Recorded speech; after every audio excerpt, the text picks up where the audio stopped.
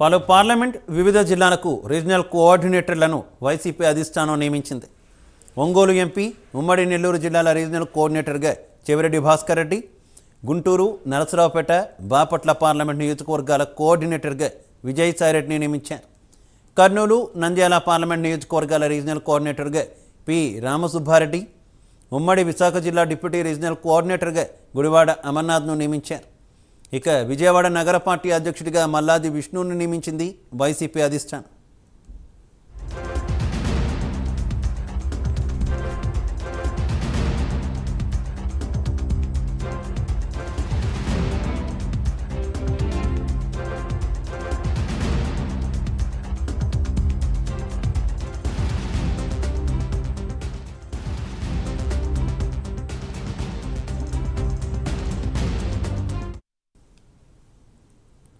రెడ్డికి ఇదే విషయానికి సంబంధించి మరింత సమాచారం మా కరెస్పాండెంట్ రాజేష్ అందిస్తారు.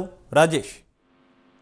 శివ, వైఎస్ఆర్ కాంగ్రెస్ పార్టీకి సంబంధించి ఇప్పటికే అభ్యర్థులను కూడా మార్చడం జరుగుతూ ఉంది. ప్రధానంగా 6 లిస్టులను కూడా ఇప్పటికే వైసీపీ ప్రభుత్వం జగన్మోహన్ రెడ్డి అయితే ప్రకటించారు. దాదాపు ఎంపీ స్థానాలను కూడా 12 ఎంపీ స్థానాలను కూడా ఇప్పటికే ప్రకటించడం జరిగింది. ఇంకా అందులో భాగంగానే పార్టీకి సంబంధించి రీజనల్ కోఆర్డినేటర్లను కూడా కొద్దిసేపటి ప్రెస్ నోట్ ద్వారా కూడా రిలీజ్ చేయడం జరిగింది. ప్రధానంగా చూసుకున్నట్టయితే ఒంగోలుకు సంబంధించి చెవిరెడ్డి భాస్కర్ రెడ్డిని కూడా అక్కడ కోఆర్డినేటర్ గా ప్రకటించారు.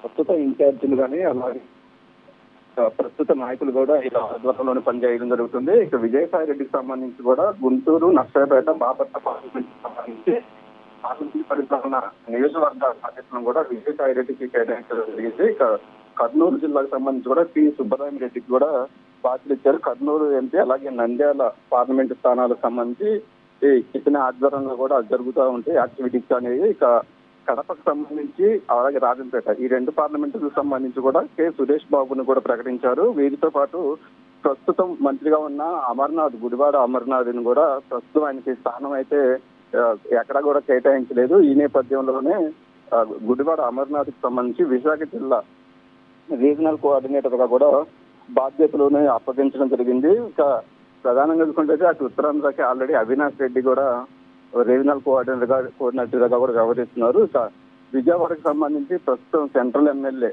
మల్లాది విష్ణుకి ఈసారి స్థానం ఇవ్వలేదని చెప్పుకోవచ్చు. అక్కడ వెల్లంపల్లి శ్రీనివాస్ ను కూడా ఇన్ఛార్జ్ గా ప్రకటించారు. ఈ నేపథ్యంలోనే ఇటీవల విజయవాడ నగరానికి సంబంధించిన వైసీపీ అధ్యక్షులు ఎవరైతే బొప్పన నారాయణ ఉన్నారో ఆ బొప్పన నారాయణ కూడా త్వరలోనే టీడీపీలోకి వెళ్ళినందుకు కూడా రంగం సిద్ధం చేస్తున్నారు. ఇప్పటికే పలుసార్లు లోకేష్ కూడా కలిసి టీడీపీలోకి వెళ్ళడానికి కూడా ఫిక్స్ అయిన నేపథ్యంలో విజయవాడ నగరానికి సంబంధించి మల్లాది విష్ణుని కూడా నగర అధ్యక్షుడిగా ప్రకటించారు. పూర్తిగా అయితే ఎన్నికల సమయం దగ్గర పడుతున్న వేళల్లో అప్పుడు అభ్యర్థుల మార్పులు, పార్లమెంట్ అభ్యర్థుల మార్పులతో పాటు రీజనల్ కోఆర్డినేటర్లను కూడా వైసీపీ ప్రభుత్వం నియమించడం జరిగింది. పూర్తిగా కూడా ఎన్నికలకు సంబంధించి వీళ్ళ ఆధ్వర్యంలోనే పూర్తి బాధ్యతలు కూడా జరుగుతాయి. శివ.